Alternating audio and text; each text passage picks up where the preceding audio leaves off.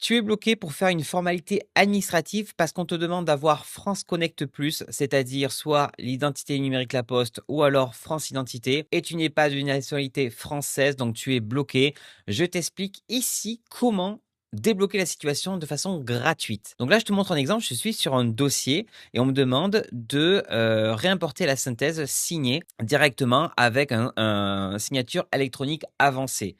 Donc là, je vais te montrer comment débloquer la situation. Déjà, tu vas télécharger la synthèse, ça va être très importante pour la suite. Donc, tu vas sur le lien que je te mis en description, c'est Goodflag Community. Donc, c'est une plateforme de signature électronique. C'est une plateforme de signature électronique gratuite et tu vas faire sur créer un compte.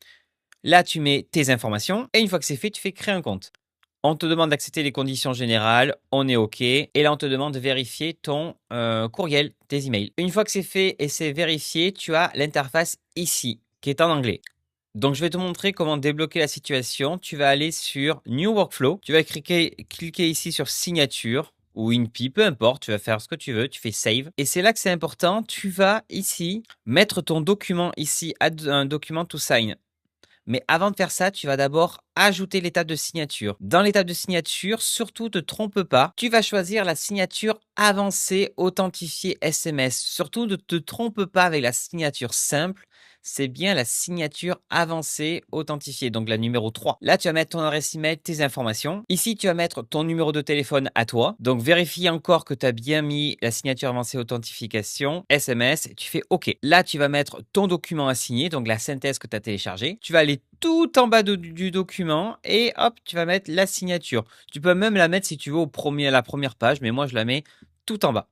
Et là, il y a la signature et je fais save. Et une fois que c'est fait, je descends tout en bas et je fais start workflow. Donc là, il y a marqué que je vais commencer l'automatisation de la signature. Je fais OK. Là, normalement, tu as reçu un lien pour signer le document, donc de Goodfly Community. Je marque visualiser les documents. J'arrive bien sur le document à signer. Et là, je vais faire suivant en bas à droite. Je consens à utiliser la signature électronique. OK. Ici, je vais recevoir un code par SMS. Ici, on me demande de signer. Donc, je peux signer tac, tac, tac, comme ça. Je fais signer.